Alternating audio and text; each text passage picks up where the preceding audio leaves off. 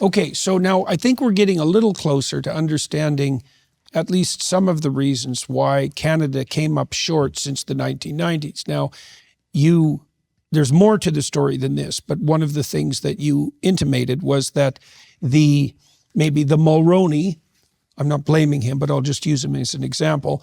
Mulroney believed, like a good libertarian conservative, even a classic liberal, that eliminating trade barriers would have economic advantage for Canada. And that's a credible argument. But for leg one. For leg one, right. And his leadership predated the knowledge economy. Right, exactly. But the downside of that is that you can rely on an outdated and implausible, shallow, free market libertarian ideology as a political leader to say, all that we have to do is shrink government and get the hell out of the way, and we'll get rich. But that's a problem when the reality that you're dealing with is no longer a concrete, material, resource economy problem.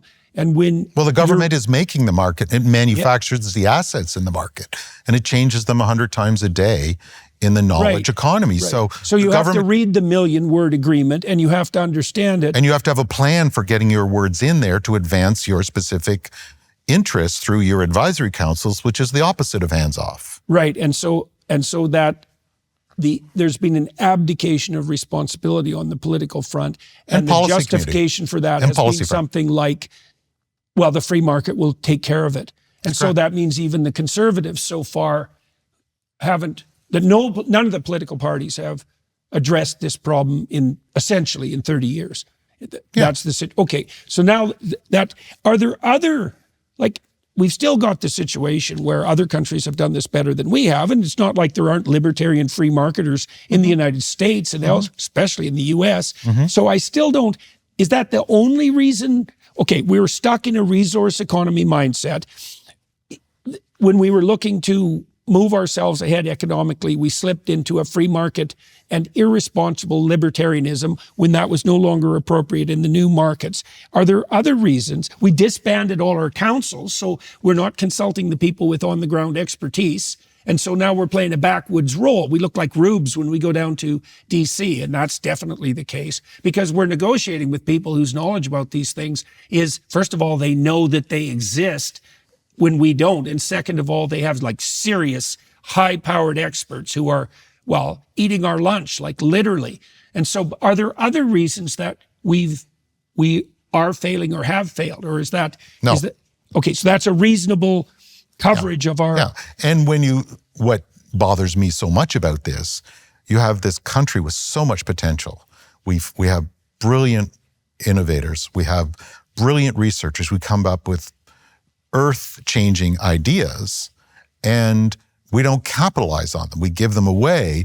So our economic structure should be much more like the Scandinavians in the US, but our economic structure is much closer to Russia's right now because of this abdication. And so you also mentioned in Google really quickly that the taxpayers in Canada spent 30 years funding the fundamental artificial intelligence at University of Toronto and in Alberta. So the number 3 AI research center in the world is in Alberta, in Edmonton. Number 5 is in Toronto. We gave essentially all that away to Google and other US tech companies.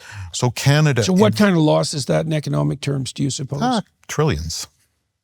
Well, we've also foregone... And you take $1 trillion away, or you take a couple $100 billion of earnings a year on a $1 trillion asset, that's the difference between an enormous budget surplus paying for military and healthcare and public safety along the way versus a deficit. And paychecks that can afford a house. And better paychecks versus a deficit that is eroding those services. Right. Well, and we've also foregone, the analysis I've looked at also suggested in the last 10 years under Trudeau, we've foregone $650 million worth of potential leg one investment as well, because one of the other things that's happened in Canada, $650 billion. Billion. Yeah. And by the way, real quick, also, We also invented fundamental technology for battery, taxpayer funded from Dalhousie, that we transferred to Tesla. No economic benefit to Canada. The prof gets the research papers. We have fundamental technology for mRNA out of UBC that we don't have any economic benefit for Canada. We have fundamental telecommunications technology, which we transferred from a couple dozen researchers in many universities to Huawei with no economic ownership back to Canada. This inattention to owning the assets of IP and data and is an orthodoxy in Canada that is inexplicable, that is unique to Canada. I've not seen it anywhere else in the world, and it's put us in last place. You know, I've been thinking a lot about the early days of the internet. Remember when it felt like this vast, open frontier? A place where you could truly be free from corporate oversight, free from tracking, and free from somebody looking over your shoulder. Kind of like America itself used to be. But these days, every time we go online, we're being watched. Your internet service provider sees everything, every site you visit, every click you make. And here's the kicker. In the US, they can legally sell all that information to third parties. Your privacy data becomes just another commodity. That's exactly why we here at the Daily Wire started using ExpressVPN. It's this brilliant piece of technology that routes all your online activity through secure, encrypted servers. Everything you do online is shielded from prying eyes, your internet provider, data brokers, all of them, because ExpressVPN hides your IP address. For the first time in years, you can make your data actually feel like it's yours again. Imagine that. Both our hosts and production teams here at the Daily Wire use ExpressVPN to reroute all their daily activity through ExpressVPN's secure, encrypted servers to hide their IP addresses. That means no one can track them or build profiles of their behavior. And it's easy to use. One tap to connect, that's it. It works on up to 8 devices, phones, tablets, TVs, computers, you name it, it's protected. So if you want to return to the good old days of online privacy and freedom, get ExpressVPN. You can use our special link to get 4 extra months of ExpressVPN for free at expressvpn.com/Jordan. That's expressvpn.com/Jordan today. Okay, so Jim, one more thing.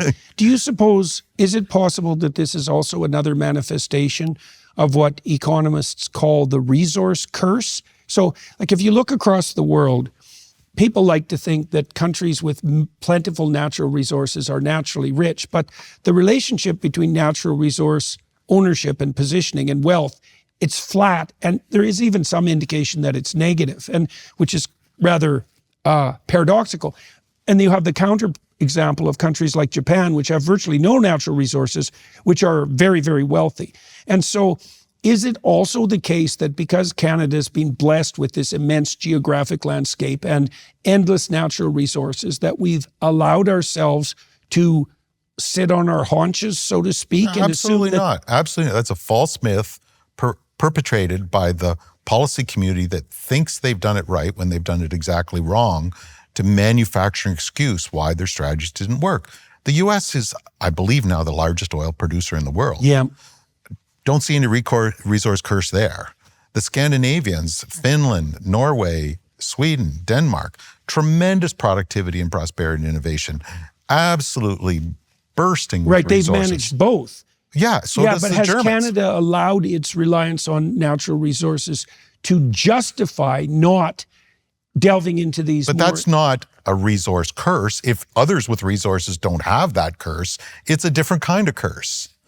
Because you're saying in the resource curse, if you have resources, you won't be productive. Right, so this is the curse of being... But others with lots of resources are extraordinary. They're world leading. Right. So this is the curse of being lackadaisical in the face of resource plenty. As well as these other... The curse of false myths by those who have failed us, yeah. Okay.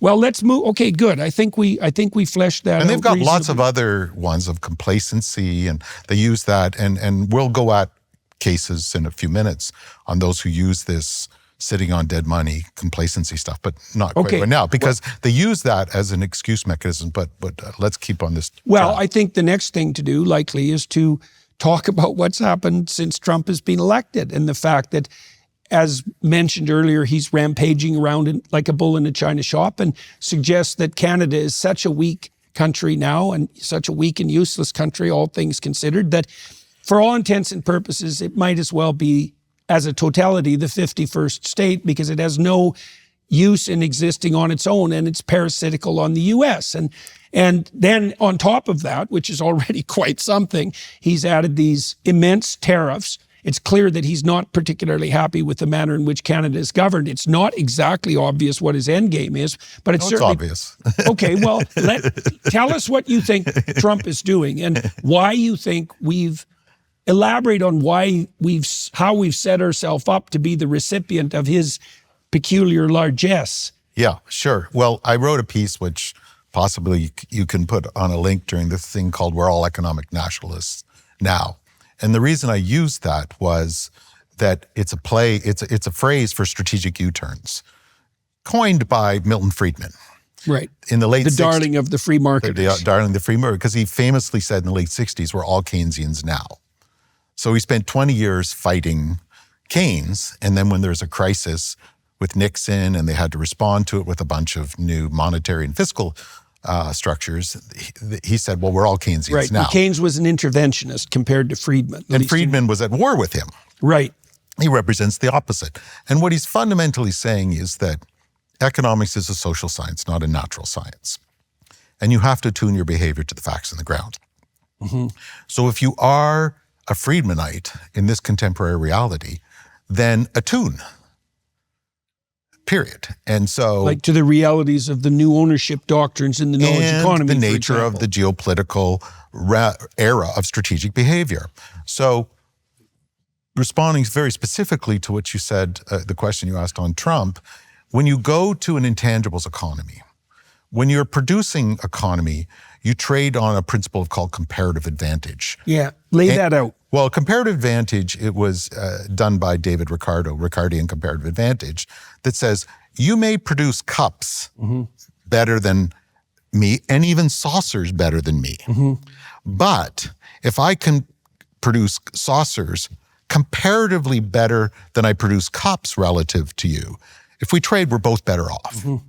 So it's a principle of comparative advantage. Okay, lay that out one more time because everyone needs to understand this. If you make a cup for $2 yeah, and a saucer for $1, and I make a cup for $3 and a saucer for $2, and I'm going to mess up my logic here, I'm absolutely worse than you on both, but I'm comparatively better on cups because I'm only 50% more expensive rather than 100% more expensive. Right. So if I ship you cups and you ship me saucers, that will rise the tide of everybody. So everybody has an incentive to trade on physical goods based on comparative advantage. Yeah. So I can offer you my best and you can offer me your best, and in consequence, even if my best isn't as good as yours, we're both going to get wealthier. You trade on Ricardian comparative advantage. Okay, that's a material-based That's a economy. Core principle of liberalizing trade. Now, when you go to an ideas economy, which is based on a principle of restriction and monopoly, somebody wants to be the landlord and somebody has to be the tenant.